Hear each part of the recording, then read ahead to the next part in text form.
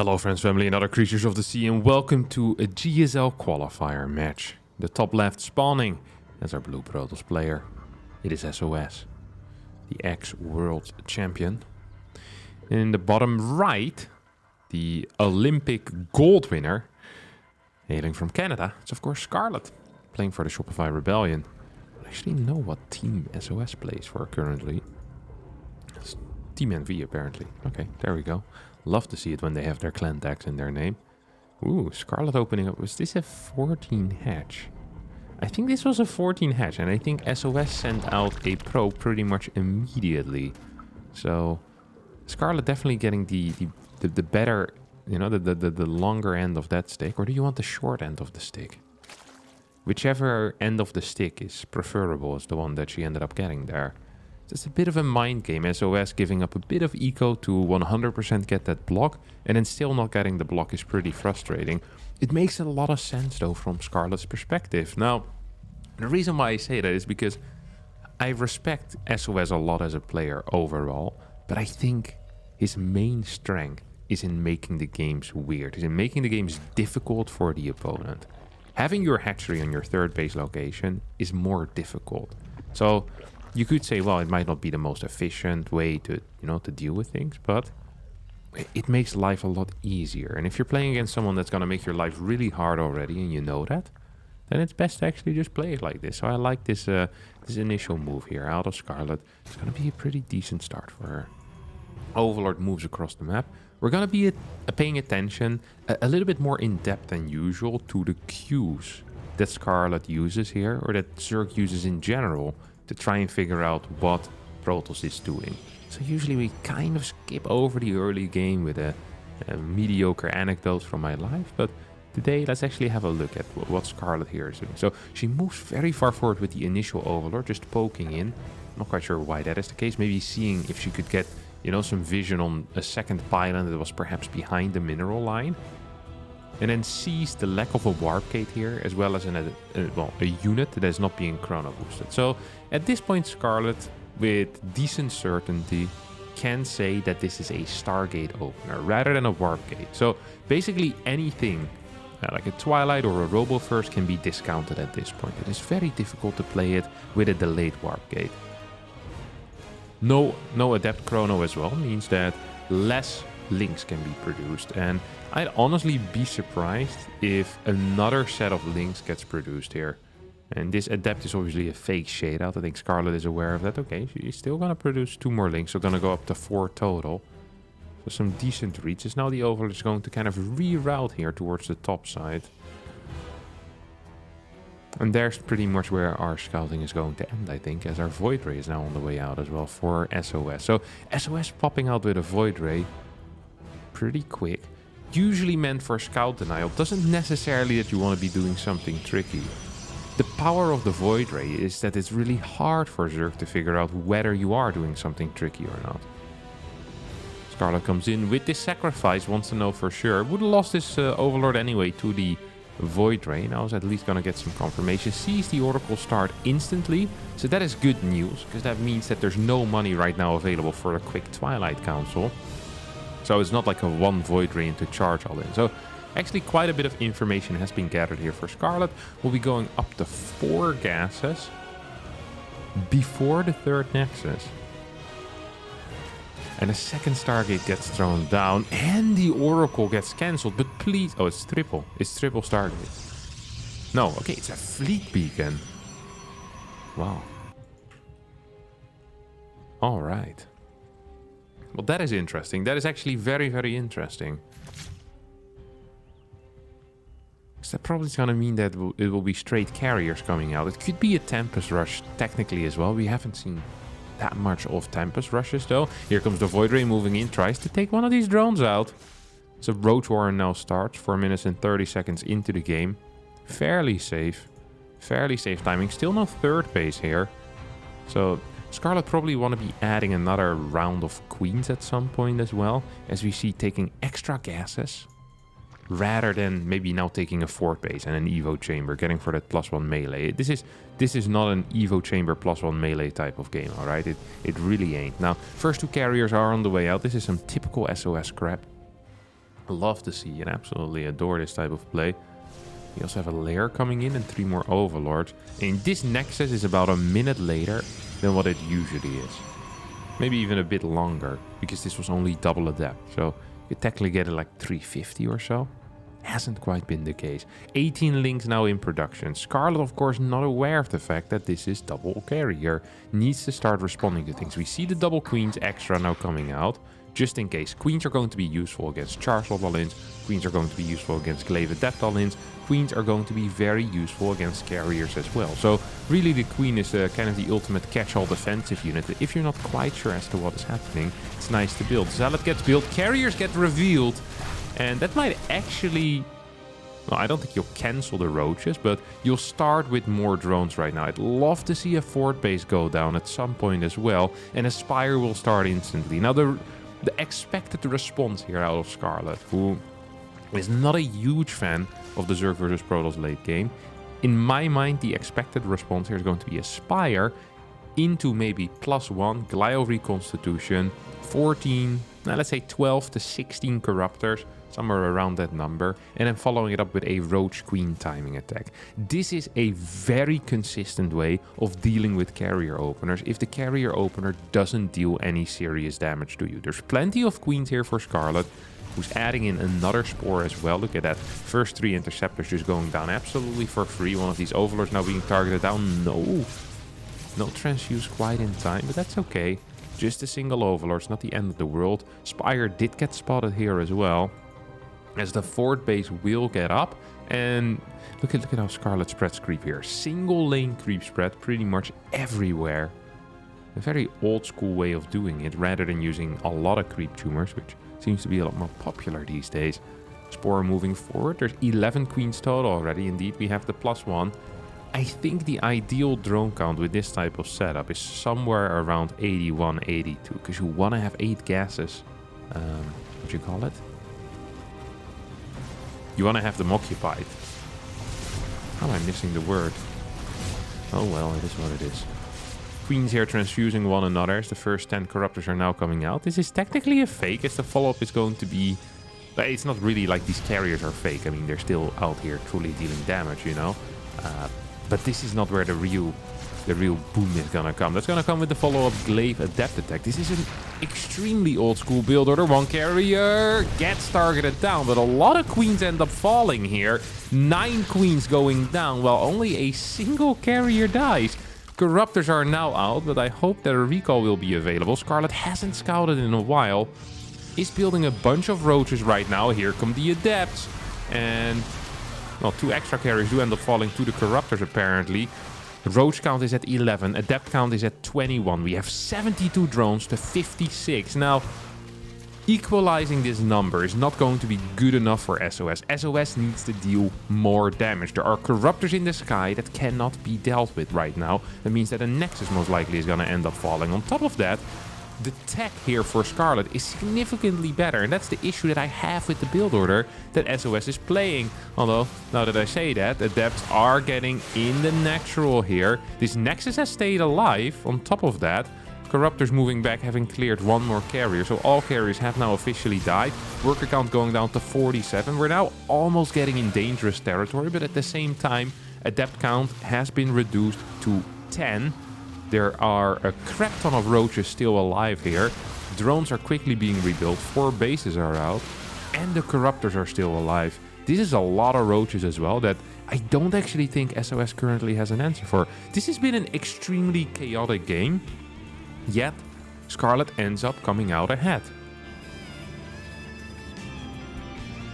Double upgrades, blink as a follow-up. This is exactly what I hadn't expected as a follow-up. Scarlet probably wants to rush up to higher drone count, 75, 76, I think would be a real nice number. Going above that, not entirely necessary due to the lack of a fort base here for SOS. The complete lack really, okay, let's gonna get one now, of being able to produce a crap ton of units. There's no ability to tech either, which means that roaches are actually a fine answer.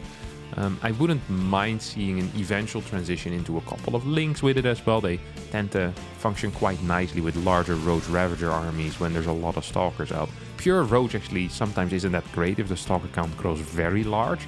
although Ravagers can help out. 11 Corruptors, still around, need to be used somehow. Don't forget that supply looks extremely good here for Scarlet, but a lot of that supply is also in those Corruptors, which isn't necessarily, you know, the most useful thing in the world. Dark Shrine almost done. This is very SOS-esque. Just, you know, getting invisible units in general is kind of his jam. Cannon plus battery here coming out. Creep spread on the side to where SOS is expanding is looking fairly healthy as well. So Baneling Nest now starts. +1 attack on the air weapons. Also coming out over here. And there we go. Scarlet starts working on these rocks, but will not quite manage to finish the task with those Corruptors. Stalkers coming in from the side will snipe one Ravager. Going for the second here. Sloppy control so far out of Scarlet, while SOS is... well, pulling a quick one. At the same time, though, not in position to defend this battery. He's gonna lose these cannons. No Overseer here. That means... No, there is an Overseer here, actually. Overseer could just show up here. Hello? No? Alright, well, DTs are gonna chase this back at least for a little bit. Overseer now gonna turn around. Nope, not quite yet. At the same time, there's a random amount of Stalkers that went in for a base trade. I hadn't quite expected that. Don't think Scarlet had quite expected that. It also didn't really work out here. Infestation Pit now on the way. We get a second Evolution Chamber. And Hive will start pretty soon as well. Scarlet on 73 workers. Can drone up a little bit more, maybe to 81, 82. Meanwhile, SOS in a very poor position here with only 118 supply. 64 of that is workers, which is an okay worker count. But no extra gases means that he has nothing to deal with the incoming Banelings. It's fine to play a pure gate army against many roaches, but against Banelings, you're going to need splash. And 2-3 Archons are simply not going to cut it. And I'm not even sure if he's quite gonna get there, as SOS right now is already in a bit of trouble. Super Battery does get activated. This is a good initial fight. Corruptors pooping here or peeing on this Nexus. Fort base will get taken out. Ravager's actually a little bit exposed. There's not that much to tank for them no more. The larva count is non-existent at this point. As 16 more roaches are in production.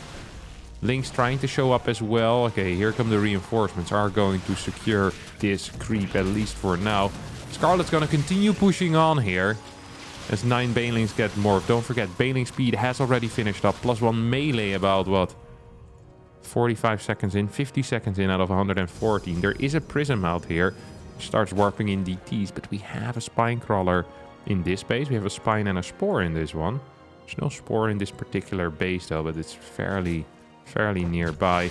Scarlet moving forward will once again get a kill or cancel on this fort. It's going to be a kill. Double Overseers being added in. There's already 2 out. And I think Scarlet can honestly continue pushing till the end of time. It's not quite what is happening here, but could be happening. 2-2 close to finishing up here for SOS. Isn't really going to change the game very much because he still doesn't have an answer to those Banelings. That is still the only true issue that he has. Yes, those roaches eventually he might have an answer for, although 35 roaches is quite a lot. It's the Banelings that I'm worried about because it makes those Stalkers and those Zealots so much more useless. One of the reasons why Banes are actually quite good against Stalkers, which is something you wouldn't expect, is because Stalkers attack the Banelings. So not only are the Banelings killing the Stalkers, they're also wasting the DPS of the Stalkers, because Banelings are gonna explode anyway.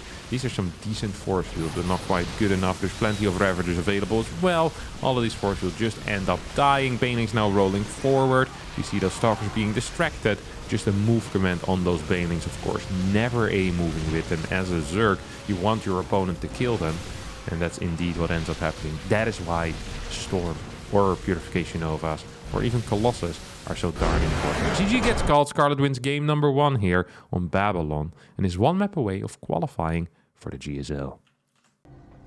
In the second game here on Gresvan, we see Scarlet opening up with, or well, attempting to open it with a standard 16 hatch. Is not gonna get it, and as a result, we'll need to move this hatch over towards the 3rd base location. That's where it will end up going down. SOS gets the confirmation on it. And it's like, alright, that's fine. It's all fun and games. And it's gonna go upstairs here with this probe. So not a great opener there for SOS in that last game. It really does feel like Zergs have such a solid framework with which they kind of can respond to whatever the Protoss does. Right, and a lot of that is of course queen dependent. A lot of these strategies, these little tricks that SOS wants to be relying on have been figured out. And of course there's new tricks that are there, but SOS likes his old tricks. You know, he's old school like that. He likes the classics. Yeah. 4 carrier rush into 8 gate glaive. This is a build that we played in, I think 2017 it was. There's a...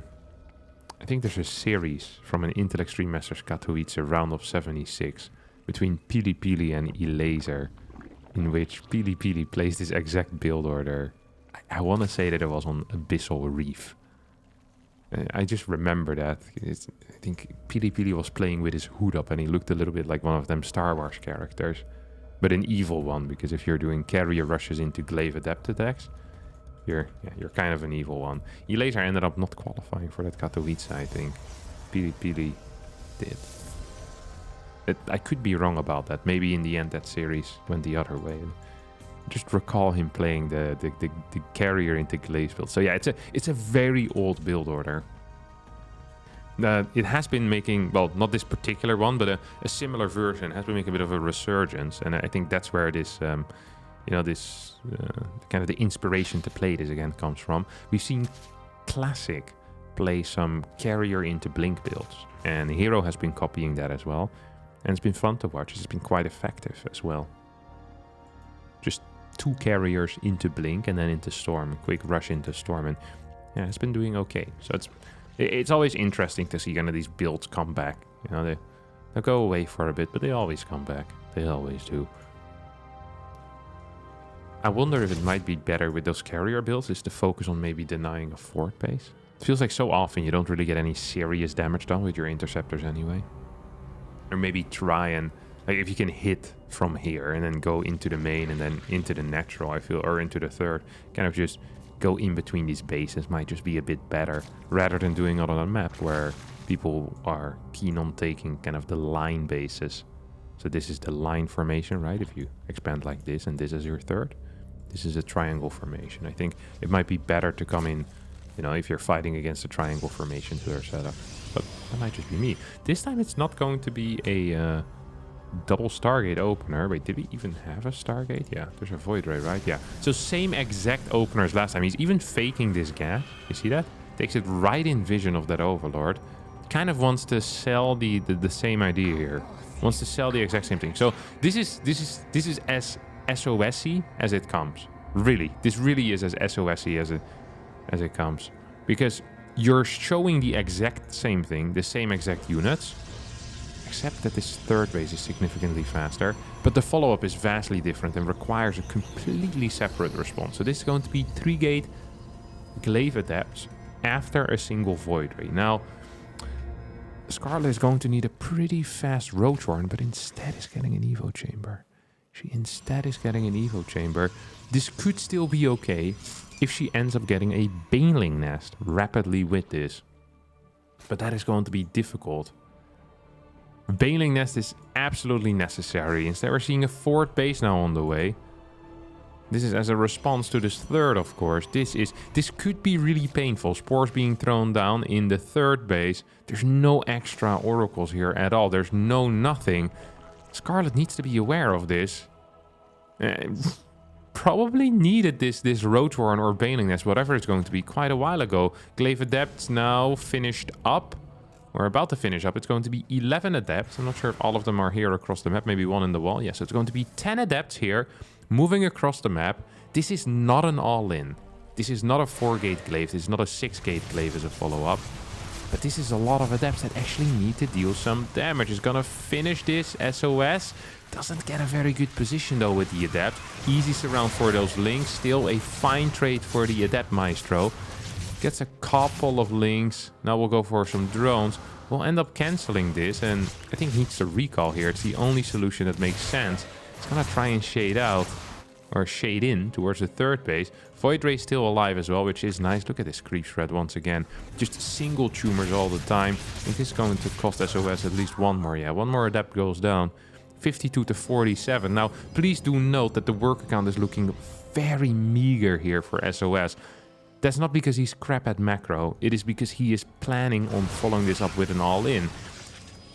If SOS had continued production of workers here, he probably would be ahead in workers. He could have played a pretty successful macro game from this opener. However, That isn't in the cards here for us, my friends. It is not. This Void Ray is now moving in. But this Void Ray isn't the real banger. This push is going to be the real banger. We see a bunch of roaches in production.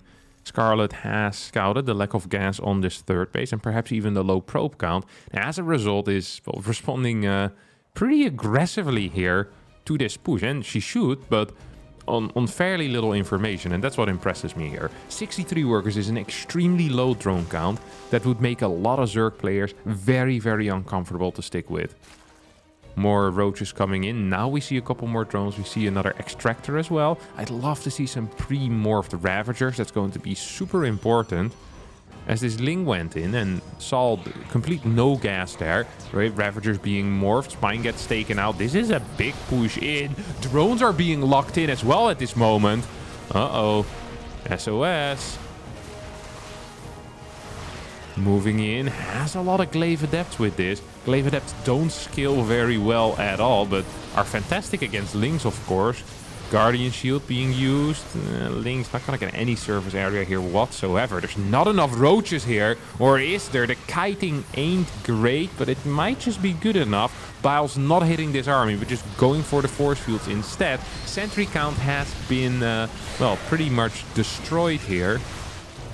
As this Shade might just end up finishing. Prism will go down. Nothing SOS can do about it anymore. Shade does finish, but not into a mineral line.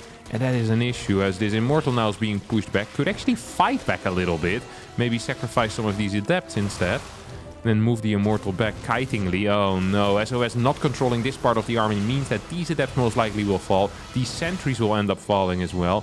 This Prism is going to be delayed. +2 melee already on the way. Yes, this mainly has been a Ravager Roach defense, but the moment a Baneling Nest gets added in and +2 melee is done, that is a big freaking deal, because there is no Storm, there's no Splash. We now have a Robobay on the way, but before that Robobay is going to be truly useful, I think this game is already going to be largely over, as now it is Scarlet who's moving across the map with a lot of Ravagers, eats that Void Ray for breakfast with those Biles, poor control out of SOS, and this is going to be it. Scarlet, once again, will be qualifying for the GSL, as she so often has done in the past.